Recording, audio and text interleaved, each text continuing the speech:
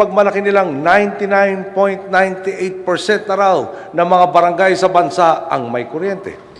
Pati ba naman, sa serbisyong dapat ay matagal nang napapakinabangan ng Pilipino, nagkakagulangan pa. Kaya nga po, para subukan ang kakayahan ng DOE at NEA, naglaan tayo ng 1.3 billion pesos para pailawan ang unang target na 1,300 sitios sa presyong 1 bilyong piso bawat isa. Nang matapos sila, ang napailawan sa inilaan nating pondo, 1,520 sitios at gumastos lamang sila ng 814 million pesos. Nagawa nila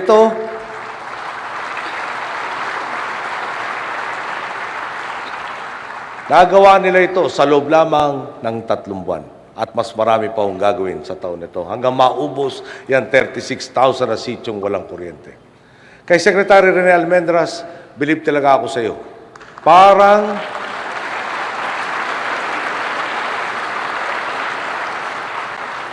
hindi ka nauubusan ng enerhiya sa paghahatid serbisyo. Hindi ka lang ever ready, nagmistulang Energizer Bunny ka pa. You keep on going and going and going.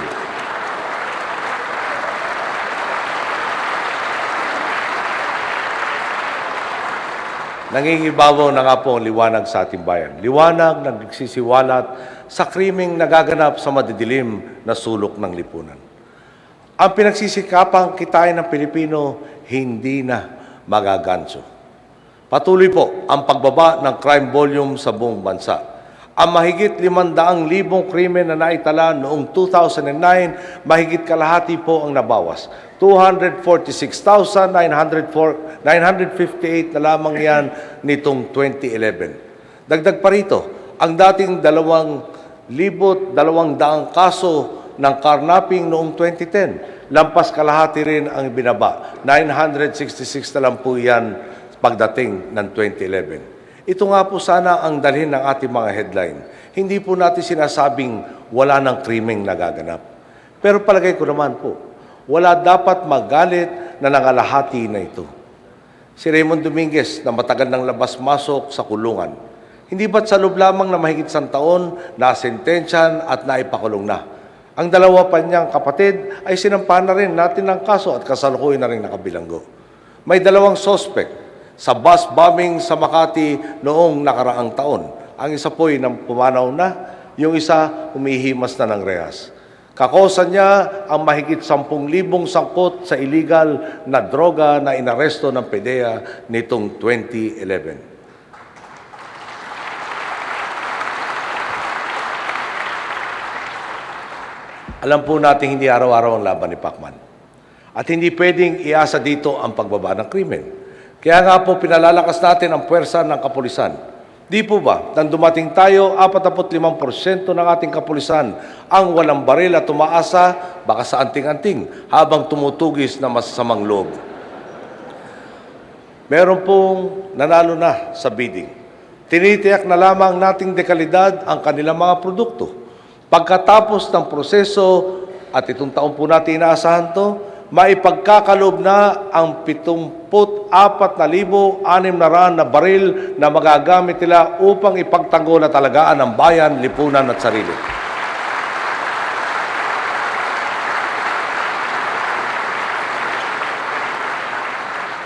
Dumako naman po tayo sa usapin ng pambansang tanggulan. May mga nagsabi na po na ang ating Air Force, all air at no force. Imbis na alagaan ng Estado, para bang sinasadyang ilagay sa alanganin ang ating mga sundalo. Hindi po tayo makakapayag na manatiling ganito. Makalipas nga lang po ang 1 taon at 7 buwan, nakapaglaan na tayo ng mahigit 28 bilyong piso para sa AFP Modernization Program. Abutan na nito ang 33 bilyong pisong pondo na ipinagkaloob sa nasabing programa sa nakalipas na 15 taon.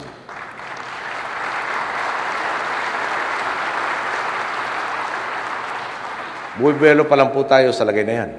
Kapag naipasa na ang panukala nating AFP Modernization Bill sa Kongreso, makakapaglaan tayo ng 75 bilyong piso para sa susunod na 5 taon. Kasado na rin po ang 30 milyong dolyar na pondong kaloob ng Estados Unidos para sa Defense Capability Upgrade and Sustainment of Equipment Program ng AFP. Bukod pa po ito, sa tulong nila upang pausayin pa ang pagbanman sa ating mga baybayin sa ilalim ng itatayong Coast Watch Center ng Pilipinas.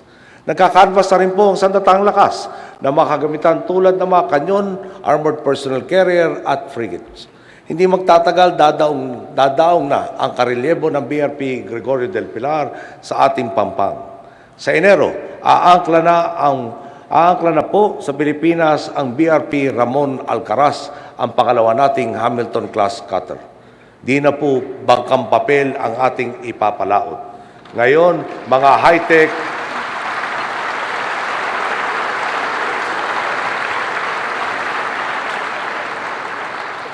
Ngayon po, mga high-tech at dekalidad na barko na ang tatanod sa 36,000 kilometers nating coastline. Mainam na rin po siguro kung maglilinis-linis na ng mga hangar ang ating sandatahang lakas. Dahil darating na ang makagamitang lalong magpapatikas sa ating tanggulan. Sa wakas, may katuwang na po ang kaisa-isa nating C-130 na 36 na taon nang rumoronda sa himpapawid. Dalawa pang C-130 ang magiging operational muli sa taong ito. Bago matapos ang taong ito, inaasahan nating may dideliver na ang binili nating 21 refurbished UH-1H helicopter, 4 na combat utility helicopters, mga radyo at iba pang communication equipment, rifles, mortars, mobile diagnostic laboratories, kasama na ang bullet station assembly para sa arsenal.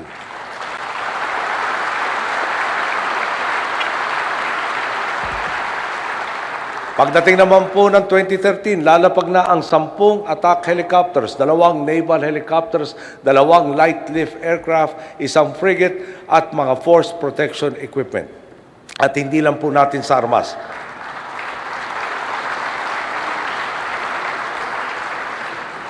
Hindi lang po natin sa armas ipinaparamdam ang pagkalinga sa ating pulis at kasundaluhan. Nabawasan na rin po ang mga pasanin nila sa pamumuhay dahil sa mahigit 22,000 bahay ang naipatayo na sa ilalim ng AFP-PNP Housing Program.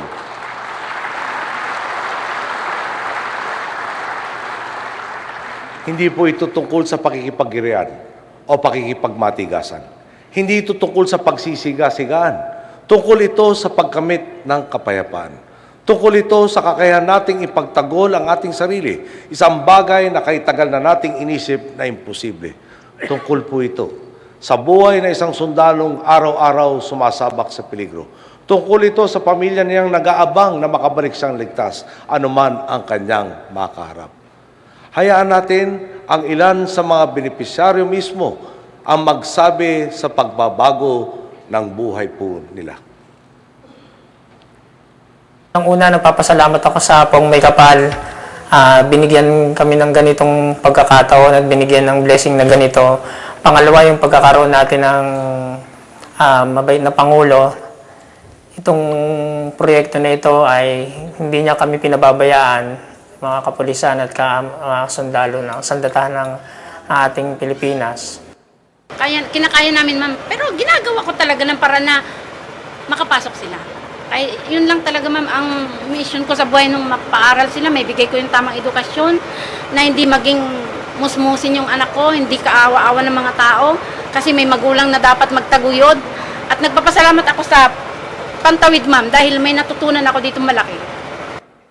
Laking tulong na isa kami, ang alam ko kauna-unahan na nakinabang at makikinabang pa sa package na to, na Category Z package ng PhilHealth. So nagpapasalamat kami na sobra.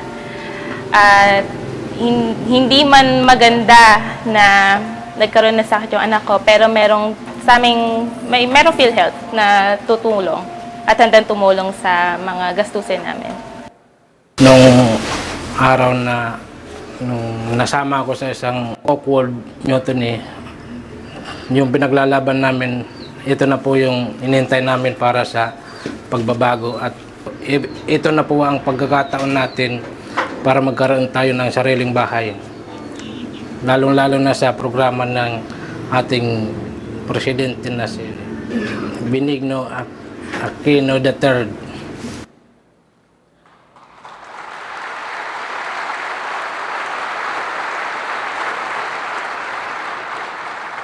At ngayong inaaruga na sila ng taong bayan, lalo namang ginaganahan ng ating kasunduluhan na makamtan ang kapayapaan. Tagumpay pong maituturing ang 203 rebelding sumuko at nagbabalik loob na sa lipunan. At ang 1,772 na bandidong nawakasan na ang karahasan. Halimbawa po, ang kilabot na teroristang si Dr. Abu na hindi na makakapaghasik ng kanyang lagim. Nagpupugay rin po tayo sa panunumbalik sa katahimikan sa mga lugar na matagal nang binigyan ng putukan. Ang resulta nga po ng bayanihan, 365 na barangay ang naagaw sa kamay ng kaaway. 270 na gusalit paaralan ang naipaayos at 74 health centers ang naipagawa.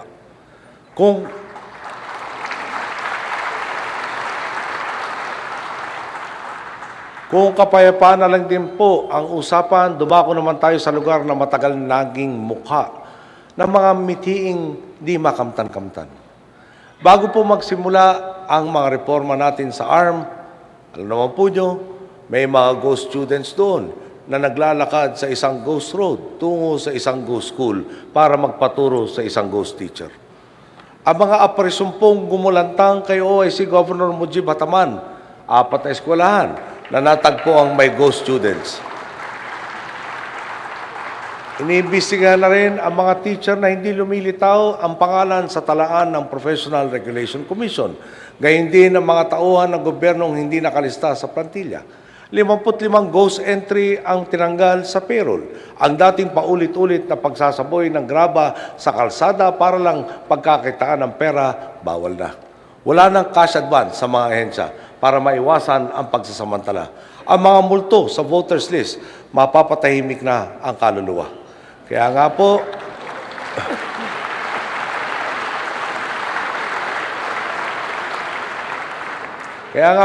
kay OIC Governor Mujib Hataman, ang masasabi natin, talaga namang isa ka ng certified ghostbuster. Ang pumalit po at pinapalit niya, pabahay, tulay at learning center para sa mga badyaw sa Basilan. Mga community-based hatchery, lambat, materials para maglinang ng seaweeds at punlang napakinabangan ng 2,588 na mangingisda. Certified seeds, punla ng gabi, kasaba, goma at mga punong namumunga para sa 145,121 na magsasaka. Simula pa lang po yan, nakalaan na ang 183 million pesos para sa mga municipal fishing port projects sa ARM. 310.4 million pesos para sa mga istasyon ng bumbero. 515 million pesos para sa malinis na inuming tubig. 551.9 million pesos para sa mga kagamitang pangkalusugan. 691.9 million pesos para sa daycare centers at 2.85 billion pesos para sa mga kalsada at tulay na babagtas sa riyon. Ilan lang po yan sa patutunguhan ng kabuuang 8.59 billion pesos na ipinagkaloob ng pambansang gobyerno para isakatuparan ang mga reforma sa ARM. Lilinawin ko rin po,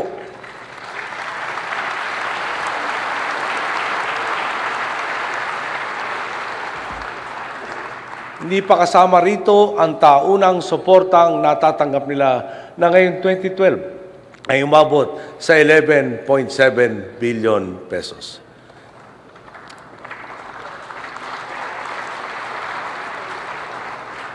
Miski po ang mga dating gustong tumiwalag, nakikita na ang epekto ng reforma.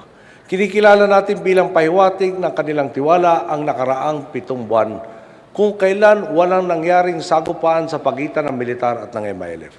Sa peace process naman po, hayag at lantaran ng usapan, nagpapamalas ang magkabilang panig ng tiwala sa isa't isa. Maaring minsan, magiging masalimutang proseso, signos lang po ito nang malapit na nating makamit ang nag-iisang nating mithiin, kapayapaan. Mapayapang pag-uusap rin po ang prinsipyo isinulong natin upang mabuo ang ating executive order ukol sa pagmimina. Ang kaisipan sa likod ng nabuong konsensus.